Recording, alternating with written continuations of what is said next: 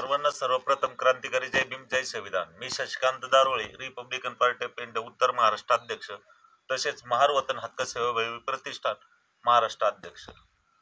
आपण दिनांक 6/8/2025 रोजी पासून आझाद मैदान मुंबई या ठिकाणी आमरण उपोषण करत आहे।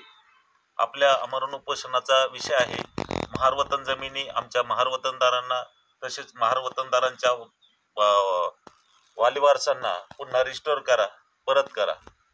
आता या मागण्या मागत असताना आपण गेली 3 ते 4 वर्षापासून महार वतन जमिनीवर कायमस्वरूपी काम करतो आणि काम करत असताना आपल्याला प्रत्येक ठिकाणी महार वतन जमिनींचे अनधिकृतपणे खरेदी विक्रीचे व्यवहार झालेले आढळतात।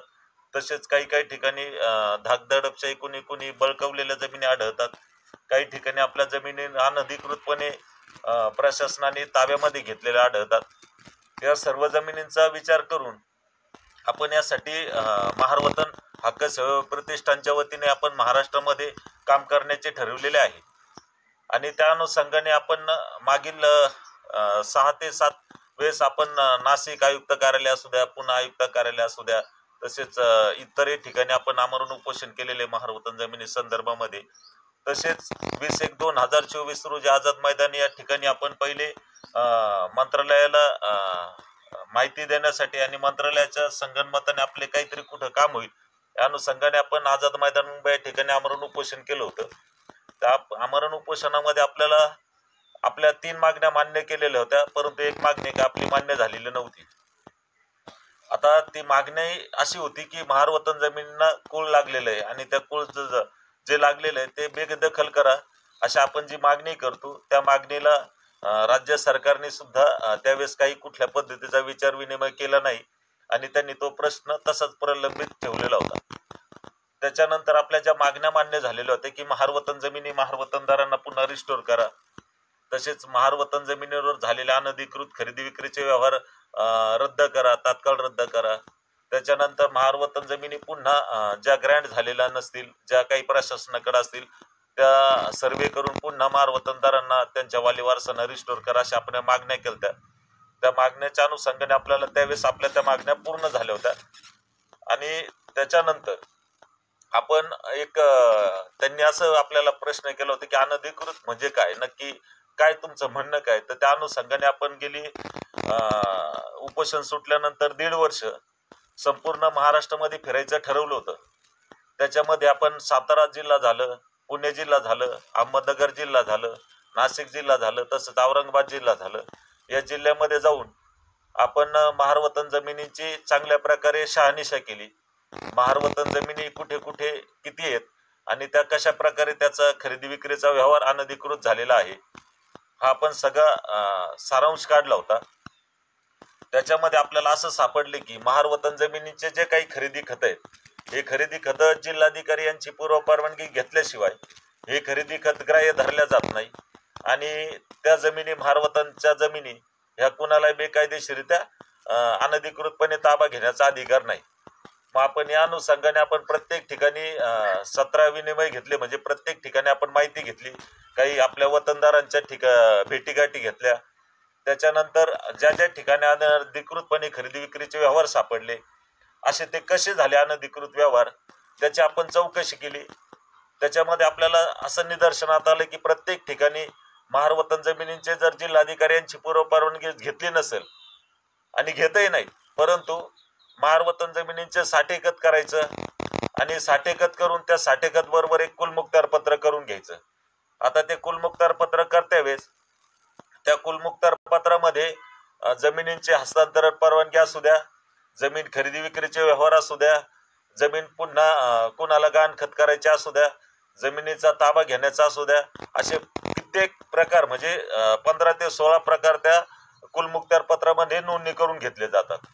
आणि तसंच साठेखत हे व्यवहारापोटी बनवलं जातं की तुमचा आणि आमचा हा जमिनीचा 10 गुंठ्याचा 20 गुंठ्याचा 1 एकरचा जो व्यवहार आहे हा इतक्या रुपयाला ठरलेला आहे। म्हणजे समजा 1 कोटी रुपयाला जर व्यवहार ठरला त्या 1 कोटी रुपयातून आपल्या मूळ मालकाला 5 लाख रुपये द्यायचे, 95 लाख रुपये पेंडिंग ठेवायचे आणि त्याच्यानंतर तुम्हाला परवानगी आल्यानंतर आम्ही तुमचा व्यवहार पूर्ण करू असं खरेदी घेणारा दर्शवतो। आणि त्याच्यानंतर ना खरेदी घेणारा परवानगी आणत नाही आणि खरेदी विक्रीचा व्यवहार सुद्धा पूर्ण करत नाही. अशा प्रकारे मूळ मालकांची फसवणूक केली जाते. त्याच्यानंतर मूळ मालक हे मागणी करण्यासाठी गेलो की आमचा राहिलेला व्यवहार पूर्ण करा, तर त्याच्यामध्ये त्यांना कुलमुक्तार पत्र करून दिलेलं असतं. त्या कुलमुक्तार पत्राच्या आधारावर मालक ताबा घेतो, त्या जमिनीवर बांधकाम करतो. इतरही काही कारखानदारी असे प्रत्येक ठिकाणी काही ठिकाणी वेगळ्या वेगळ्या पद्धतीचं आम्हाला निदर्शनात आलं. याचा अर्थ की साठेकत आणि कुलमुक्तार पत्राच्या आधारावर महारवतन जमिनीची फसवणूक केलेली आहे. ही 90% म्हणजे 90% आम्हाला अशाच प्रकारचे व्यवहार आढळलेले आहेत. आणि राहिला विषय जिल्हाधिकारी यांची पूर्व घेण्याचा, परंतु जर जिल्हाधिकारी यांची पूर्व परवानगी जर घेतली नसेल तर आपला महारवतन जमिनीचा कुठल्याही पद्धतीचा खरेदी विक्रीचा व्यवहार हा ग्राह्य धरला जात नाही. परंतु जर जिल्हाधिकारी यांची पूर्व परवानगी जर लावली नसेल किंवा जिल्हाधिकारी यांची जर खरेदी विक्रीला किंवा कोणताही कागद करायला जर परवानगी घेतलेली नसेल, तो सर्रासपणे दुय्यम निबंधक कार्यालयामध्ये महारवतन जमिनींचे साठेकत आणि कुलमुक्तार पत्र सुद्धा नोंदवण्याचा कुठल्याही पद्धतीचा अधिकार नाही. या अनुषंगाने आपण पुन्हा आझाद मैदान मुंबई या ठिकाणी 6 तारखेपासून आपण आता आपल्याला आजचा 32वा दिवस आहे. आज आपण 32 दिवसापासून आमरण उपोषण करतोय.